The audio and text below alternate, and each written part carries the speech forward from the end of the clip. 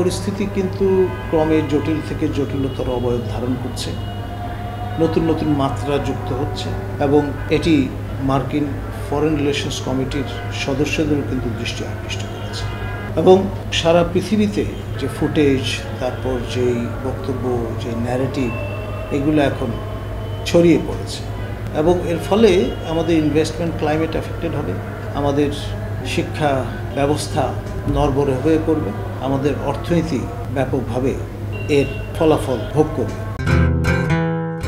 DB কার্যালয়ে হেফাজতে থাকা সমন্বয়করা আন্দোলন প্রত্যাহার করলেও বাইরে থাকা ছাত্ররা বলছে আন্দোলন চলবে। আসলে কি ঘটতে যাচ্ছে এই বিষয়ে ছাত্রদের উদ্দেশ্যে আপনার পরামর্শ কি?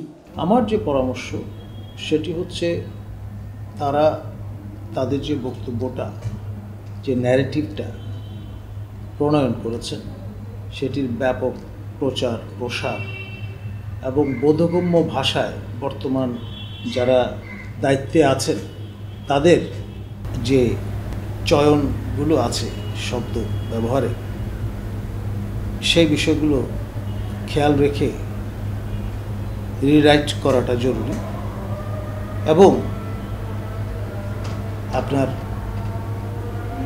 যৌক্তিক ভিত্তির উপর দাঁড়িয়ে তাদের যে বক্তব্য সেটি প্যাকেজিং করাটা অত্যাবশ্যক। তাদের যাতে কেউ মিসকোট না করতে পারে, তাদের যাতে ভুলভাবে চিত্রিত করতে না পারে, এ বিষয়টা তাদের সচেতন থাকতে হবে। এই ঘটনাগুলো কি এখানে শেষ হয়ে যাবে নাকি পরিস্থিতি আরও খারাপের দিকে যেতে পারে? আমি প্রত্যাশা করব যে ইম্পাসে বা অচল অবস্থা চলছে অবসান যাতে ঘটে। তবে পরিস্থিতি কিন্তু ক্রমে জটিল থেকে জটিলতর অবয়ব ধারণ করছে, নতুন নতুন মাত্রা যুক্ত হচ্ছে এবং এটি মার্কিন ফরেন রিলেশনস কমিটির সদস্যদেরও কিন্তু দৃষ্টি আকৃষ্ট করেছে এবং সারা পৃথিবীতে আপনার যে ফুটেজ, তারপর যেই বক্তব্য, যে ন্যারেটিভ, এগুলো এখন ছড়িয়ে পড়েছে এবং এর ফলে আমাদের ইনভেস্টমেন্ট ক্লাইমেট এফেক্টেড হবে, আমাদের শিক্ষা ব্যবস্থা নড়বড়ে হয়ে পড়বে, আমাদের অর্থনীতি ব্যাপকভাবে এর ফলাফল ভোগ করবে। সে কারণেই এখানে আপনার এই যে ধনুর্ভঙ্গপণ জাতীয় অবস্থান গ্রহণ করা থেকে আমাদের বেরিয়ে আসতে হবে, আমাদের বাস্তববাদী হতে হবে, আমাদের গোষ্ঠী কল্যাণ এবং সমাজ কল্যাণ এবং সেই সঙ্গে রাষ্ট্রের কল্যাণ বিষয়গুলো নিয়ে সিরিয়াসলি ভাবতে হবে। বিক্ষোভ দমনে ইউএন লেখা ট্রাঙ্ক ও হেলিকপ্টার ব্যবহার করা হয়েছে, এটার ব্যাখ্যা কি? এটি তো কর্তৃপক্ষের পক্ষ থেকে একটা ব্যাখ্যা হাজির করা হয়েছে। আমি দেখেছি যে এগুলো মুছে রং পাল্টাবার যে আয়োজনটা করা দরকার ছিল সেটা করা হয়নি, এক ধরনের ভুলক্রমে এটা হয়েছে। তো ডেফিনেটলি আমাদের এ বিষয়ে আরও সতর্ক হতে হবে, কারণ এর সঙ্গে আমাদের বাহিনীর এবং রাষ্ট্রের ইমেজ জড়িত। আর আমরা কেন এই হ্যান্ডেল তুলে দেবো অন্যের হাতে, যাতে বিরূপ মন্তব্য করার ক্ষেত্র তৈরি হয়। ডক্টর ইউনূস মধ্যবিত্ত নির্বাচন চেয়েছেন, এই দাবিকে কিভাবে দেখেন? দেখুন, ডিউ রেসপেক্ট, আমাদের এক অর্থে সান অফ দ্য সয়েল, একমাত্র নোবেল লরেট, আমরা অমর্ত্য সেনের কথাও জানি। তবে তিনি ডিউ রেসপেক্ট বরাবরই সময় থাকতে কখনো অ্যাক্ট করেননি। ধরি মাছ না ছুঁই পানি, এ ধরনের অবস্থান কখনো ডিভিডেন্ড প্রদান করে না। সোশ্যাল মার্কেটিং আর রাজনীতি এক জিনিস নয়,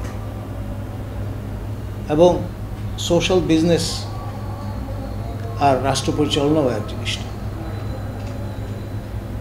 তার যে স্বপ্নের রাজনৈতিক দল, সেই দল গঠনের যেই ওপেন এয়ার সেমিনার, সেখানে বর্তমান ক্যাবিনেটের কোনো কোনো মন্ত্রীকেও কিন্তু আমরা দেখেছি উপস্থিত থাকতে, এবং তিনি যাত্রা করে যাত্রা বিরতি দিয়ে দিয়েছিলেন। তার যেই বাক্সগুলো সংস্থাপন করা হয়েছিল ফিডব্যাক গ্রহণের জন্য, সেখানে হিউম্যান এক্সক্রিটা যখন হাজির হলো, সেই অচ্ছুত জিনিস দেখে তিনি তার সংকল্প পরিবর্তন করেছিলেন। আসলে পথে নেমে কখনো পিছুতে নেই, এবং এই যে তিনি আহ্বানটা করলেন দেশের বাইরে নিরাপদ পরিবেশে থেকে, এটা ইমপ্লিকেশন তার অনুধাবন নিশ্চয়ই তিনি করেছেন। সুতরাং তার পূর্ব ইতিহাসে যেটা আমরা দেখেছি, তিনি সংকল্প ব্যক্ত করে সংকল্প ত্যাগ করেন, এই জীবন সায়নে এসে যদি একই কাজ করেন, তাহলে আমি মনে করি অনেকেই তার প্রতি শ্রদ্ধা হারাবে। মুক্তিযুদ্ধের 53 বছর পরও রাজাকার ইস্যু চলমান, এটা নিষ্পত্তি হওয়া দরকার কিনা? দেখুন, আমি তো আগেও আমার বক্তব্যে বলেছি যে বর্তমান প্রজন্ম এবং আমাদের প্রজন্মের মধ্যে একটা বড় হায়াটাস তৈরি হয়ে গেছে। সুতরাং এই ধরনের বিষয়গুলো আপনার যে প্রতিক্রিয়া তৈরি করছে এবং এই সংযত যে রাজনীতি, সেটি নিয়ে আমাদের সিরিয়াসলি ভাবতে হবে, এবং সে বিষয়ে আমরা যদি মনোযোগী না হই, বুলি বচন হিসেবে আওড়াতে থাকি, অথবা তোতা পাখিকে দিয়ে পুনরাবৃত্তি করাই তুই রাজাকার, তুই রাজাকার, তুই রাজাকার, তাহলে এটি দীর্ঘদিন ধরে প্রিভেইল করবে, সহসা আপনার অপসৃত হবে না। এবারই প্রথম দেখলাম শেখ পরিবারের জামাই ব্যারিস্টার পার্থকে রিমান্ডে নেওয়া হয়েছে। গত 15 বছরে আওয়ামী লীগের শাসনামলে এই ধরনের ঘটনা ঘটেনি। এ বিষয়ে আপনার কোনো পর্যবেক্ষণ আছে কি? দেখুন, আমি ব্যক্তিগতভাবে আন্দোলিক পার্থকে চিনি, অনেকগুলো টকশো করেছি তার সঙ্গে, এবং ইন এ ওয়ে টকশোতে প্রথম আমিই কিন্তু অনুঘটক হিসেবে তাকে নিয়ে আসি। STV US বলে এটি টেলিভিশনে প্রথম তাকে আমি অ্যাঙ্কর হিসেবে আহ্বান জানিয়েছিলাম টকশোতে অংশগ্রহণ করবার জন্য। তিনি জামাই বলাটা সীমায়িত করা হবে, তিনি পরিবারেরই সন্তান, তার মা এই পরিবারের সঙ্গে যুক্ত, রক্তের বন্ধন আছে এই পরিবারের সঙ্গে। তার দৃষ্টিভঙ্গিটা ভিন্ন রকম, যেমনটি আপনার শেখ শহীদ মহোদয়ের ক্ষেত্রে ঘটেছে। সুতরাং এটি গণতান্ত্রিক সমাজে প্লুরাল স্পেস যেখানে আছে, সেখানে ভিন্ন মত থাকবে, এটাই স্বাভাবিক। সবাইকে এক চশমা দিয়ে সব কিছু দেখতে হবে কেন? এটাই তো মাধুর্য গণতন্ত্রের। সেই জন্য যেহেতু বিষয়টি এখন বিচার অঙ্গনের আইটেমে পরিণত হয়েছে, আমি কোনো মন্তব্য করব না, কিন্তু ব্যক্তিগতভাবে আই উইশ হিম ওয়েল। এরকম পরিস্থিতিতে দেশের মানুষের প্রতি আপনার আহ্বান কি? আমার আহ্বান হবে যে ভাই, সরকার আসবে যাবে, রাষ্ট্র যেন স্থিতি লাভ করে, রাষ্ট্র যাতে কোনো অবস্থায় বিপন্ন না হয়, সে ব্যাপারে আমাদের সবাইকে সচেতন ভূমিকা পালন করতে হবে। ছাত্ররা নতুন কর্মসূচি দিয়ে যাচ্ছে, তার মানে কি আন্দোলন থামছে না? এর ফলে কি হতে পারে?